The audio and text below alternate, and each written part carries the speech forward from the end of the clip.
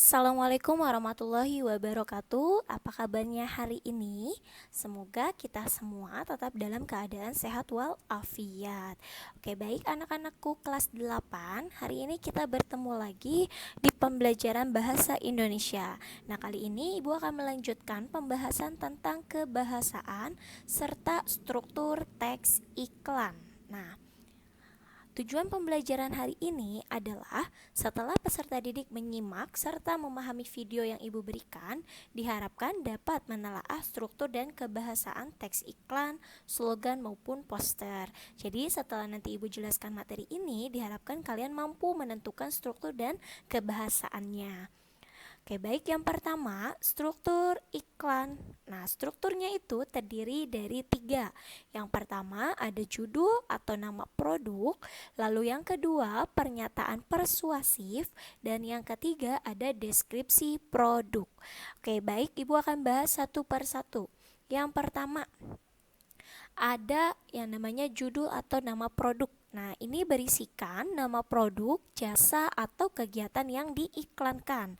Biasanya, dia itu terletak di awal tulisan dan tulisannya lebih besar atau lebih dominan dari tulisan lainnya ukurannya. Nah, kemudian itu adalah bagian pertama yang dibaca oleh orang atau si pembacanya. Kita lihat contoh, di sini ada contoh sebuah iklan ya. Nah, iklan yaitu www.theprince.com. Nah, kalau kita lihat kata www sampai .com ini adalah salah satu kata yang memiliki ukuran lebih besar dari kata lainnya. Nah, sehingga ini disebut sebagai judul atau nama produk yang diiklankan. Nah, kemudian yang kedua yaitu ada pernyataan persuasif.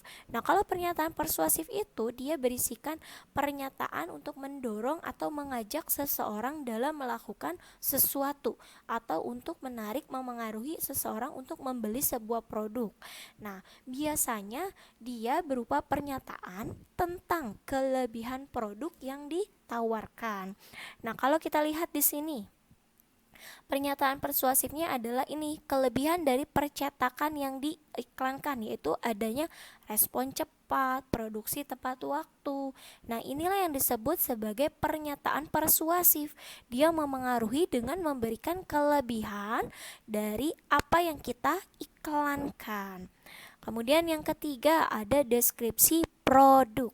Nah, kalau deskripsi produk itu biasanya berisikan penjelasan tambahan, bisa berupa alamat, nama orang, atau nomor telepon yang bisa dihubungi.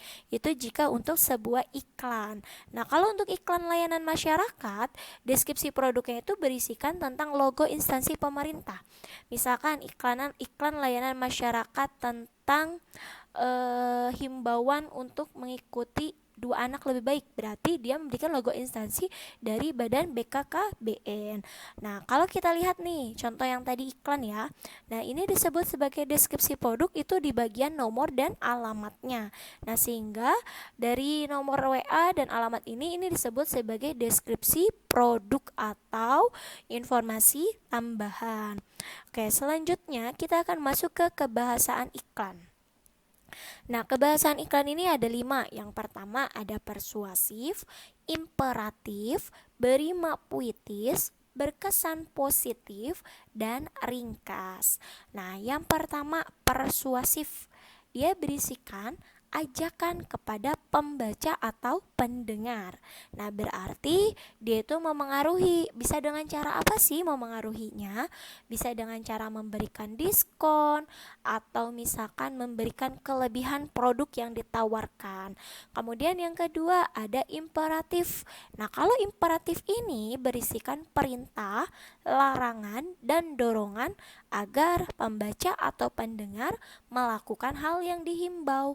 Nah, berarti imperatif itu mendorong kita untuk melakukan sesuatu atau mendorong kita untuk membeli produk yang ditawarkan. Kemudian yang ketiga ada berima puitis. Nah, kalau ini berisi pilihan kata yang berima dan memiliki persamaan bunyi. Sehingga kalau misalkan adanya berima puitis, iklan tersebut akan menjadi lebih menarik serta indah untuk dibaca. Nah, kemudian yang keempat ada berkesan positif. Artinya dia tidak memojokkan pihak lain. Maksudnya apa? Iklan yang ditawarkan, iklan yang dipublikasikan ke masyarakat itu tidak memojokkan ikan-ikan lain, misalkan ikan minuman Sprite. Nah, ikan minuman Sprite ini dia tidak memojokkan minuman-minuman lain, misalkan seperti minuman Mizon, teh pucuk, tidak. Sehingga itu disebut sebagai berkesan positif, artinya tidak memojokkan pihak ikan lainnya. Yang terakhir ada ringkas. Nah, kalau ringkas ini adalah bahasa iklannya harus singkat. Biar apa? Agar si pembaca atau pendengar ini mudah mengingat iklan tersebut. Oh, iklan ini berarti produknya tentang ini, seperti itu. Nah, Ibu punya satu contoh. Nah, ada contoh iklan Levite. Nah, kita lihat kalau kita analisis atau kita telah berdasarkan kebahasaannya, yaitu yang pertama, bagian yang persuasif dulu ya. Kita cari mana sih yang memengaruhinya. Yaps, yang ini ya, beli dua itu dengan harga 5.900 itu untuk mengajak.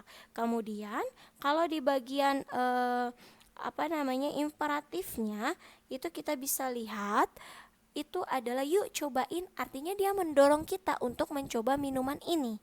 Lalu yang terakhir berima puitis, ada nggak sih di sini yang kata-kata yang menggunakan kata-kata persamaan bunyi? Ada, ternyata 3 kali segarnya, 3 kali enaknya, 3 kali asiknya. Nah, kemudian yang selanjutnya, kalau berkesan positif itu kita tinggal berikan checklist saja. Nah, apakah iklan ini berkesan positif tidak? Ketika iya berarti berikan checklist, karena kan di sini tidak memojokkan pihak minuman lain. Kemudian ringkas nggak, singkat nggak? Ya singkat, maka kita berikan tanda checklist. Nah, kemudian itu saja penjelasan Ibu mengenai struktur dan kebahasaan. Apabila masih ada yang ingin ditanyakan, boleh tanyakan kepada Ibu saat ketika di Zoom. Nah, sekian dari Ibu, semoga bermanfaat. Wassalamualaikum warahmatullahi wabarakatuh.